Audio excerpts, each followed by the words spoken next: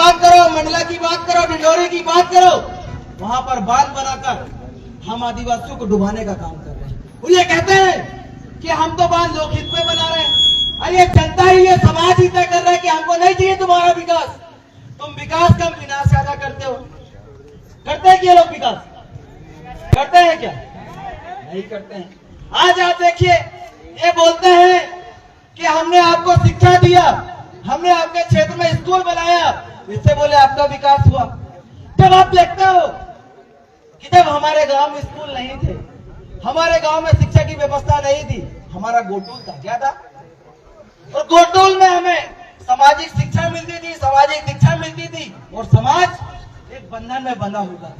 जैसे ही इन लोगों ने स्कूल के नाम पे, स्कूल मतलब स्कूल से स्कूल जाना, मतलब पैदा आदिवासी में होना और जाना किधर? दूसरे कुल में जाना। ऐसी व्यवस्था लाकर इन लोगों ने हमारे साथ खिलवाड़ किया। तो आज आप सभी को तय करना होगा कि आपके गांव घरों में आपका ग्राम सभा चलना पड़ेगा। अगर आप आपके गांव घरों में आपका ग्राम सभा चलाते हो, आपके पटेल सरकार को चलाते हो, अपने पटेल को मजबूत करते हो, तो किसी की मजाल नहीं कि वो आपका 1 इंच जमीन ले सकता है क्या? क्योंकि इसी को लेकर एक सुप्रीम कोर्ट का जजमेंट आया है, जिसमें बोला है अमरेश प्रताप सिंह बनाम तेज बहादुर प्रजापति। इसमें क्या बोला है कि आदिवासियों की जमीन गैर आदिवासियों का हस्तांतरित नहीं हो सकती। हो सकती है क्या? नहीं हो सकती। अब सुप्रीम कोर्ट कहता है कि जो आदिवासी की जमीन है वो गैर को नहीं जा सकती है। और ये क्या कर रहे हैं कलेक्टर तहसीलदार साहब? गेरों की झुग्गी झोपड़ी बनवा रहे हैं, गेरों की दुकानें बनवा रहे हैं। अरे जमीन हमारी है, हमारी जमीन का ना तो किराया होता है ना विक्रय होता है। हमारी जमीन तो किसी को आप दे भी नहीं सकते हो, फिर आप कैसे आप अतिक्रमण नहीं हटा रहे हो? बार बार बोलने के बाद भी ग्राम सभा के आदेश का ये लोग उल्लंघन करते हैं, ग्राम सभा के प्रोटोकॉल का ये लोग उल्लंघन करते हैं। उन्हें कहते हैं कि हम कानून का पालन कर रहे हैं। आप कानून का पालन करें तो non legislative sources of law के कानून का पालन कौन करेगा? आप करोगे कि आपके पिताजी करेंगे?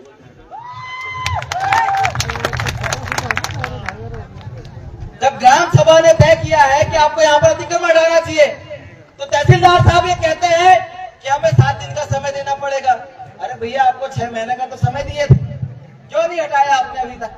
क्या किसी के इशारों पे काम कर रहे थे? जिसका खा रहे हो आप, जिसका पी रहे हो, जिसके रेवेन्यू से आपको टिकट सैलरी मिल रहा है, आप उसको ही गुमराह कर रहे हो, उसको ही आतंकवादी का टैग लगा रहे हो, उसको ही नक्सलवादी का टैग लगा रहे हो। तो मैं पूछना चाहता हूँ, यहाँ का एसडीएम से पूछना चाहता हूँ, यहाँ का कलेक्टर से पूछना चाहता हूँ, यहाँ के तहसीलदार से पूछना चाहता हूँ कि आप किस संवैधानिक अधिकार के तहत non legislative sources of law के क्षेत्र में प्रवेश कर रहे हैं? तो जवाब दीजिए। अब इनसे पूछते हैं, लिखित में पूछो तो जवाब नहीं देते हैं, बोल के पूछो तो एफआईआर करते हैं कि मतलब लिख के पूछो तो जवाब, अब बोल के पूछो तो तब भी जवाब नहीं, एफआईआर कर देते हैं, करते हैं। तो अब करके बतलाइएगा आप एफआईआर। अब एक बार अगर आप एफआईआर करके बतलाए, फिर आपको बतलाते हैं कि ग्राम सभा का पावर क्या है। तो आज आप समझिए इस बात को। तो आज हमारे जल को बचाना है, जंगल को बचाना है, जमीन को बचाना है, हमारी माटी को बचाना है, बेटी को बचाना है। तो आपको अपने जहन में ठानना होगा और आपके गांव घरों में आपका पटेल को मजबूत करना पड़ेगा। बताओ कौन कौन पटेल मजबूत करेगा? सब करोगे। और आज अगर आप पटेल मजबूत करते हो तो राजस्थान में आप देखिए, बांसवाड़ा में न्यूक्लियर परमाणु के नाम से 100 किलोमीटर इधर और 100 किलोमीटर इधर विस्थापन किया जा रहा है। किया जा रहा है कि नहीं? हमारे लोगों को रेडिएशन से मारने का ये लोग प्लान कर रहे हैं। उसकी लड़ाई कौन लड़ेगा? कौन लड़ेगा?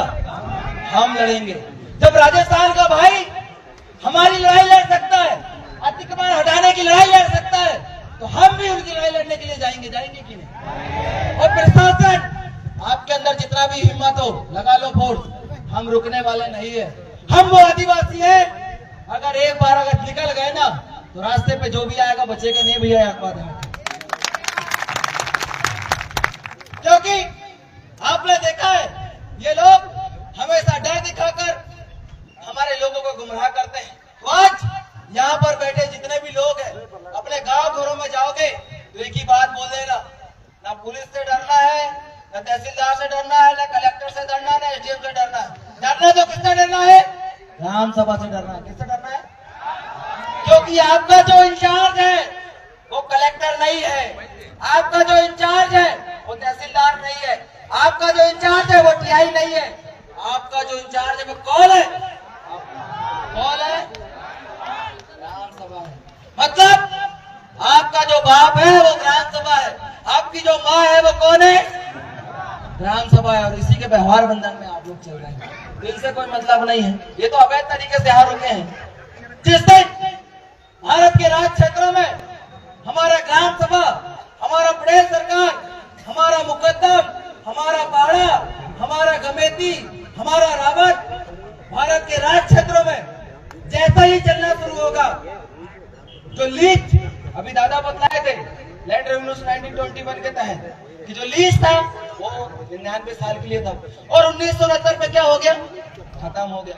अब खत्म हो गया मतलब हमारा सिस्टम, हमारा व्यवस्था अब हमें गांव में चलन करना पड़ेगा। और जैसे ही हमारे गांव में हमारा व्यवस्था मजबूत होता है, इनको कहेंगे कि जितना खाया पिया हगा मुद्दा अदायगी करो। और क्या करो?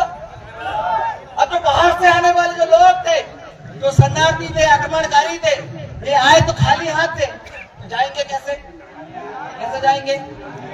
अभी लुगाई लेके आए थे कि बिना लुगाई के आए थे? कैसे आए थे? तो जाएंगे कैसे? तो भैया निवेदन है आप लोगों से कि जितना खाया पिया हगा मुद्दा है आप लोगों ने उसका अदायगी करो और अपने मात्रे बदल लौट जाओ। यहाँ पर तुम्हारा कानून नहीं चलेगा, यहाँ पर हमारे पटेल का कानून चलेगा, यहाँ पर हमारे पटेल का कानून चलेगा, यहाँ पर आपके कानून नहीं चलने वाला है। तो अब लीजेस के आधार पे जो लीज हुआ था वो खत्म हो गया, और आप यहाँ पर जो रुके अवैध तरीके से रुके हैं, और अवैध तरीके से रुकने वाले लोग हमको कहते हैं कि हम आतंकवादी हैं। किस कानून के तहत कहते हैं? आप हमको कहते हो कि आप नक्सलवादी हैं, किस कानून के तहत कहते हैं? बोलिए ना।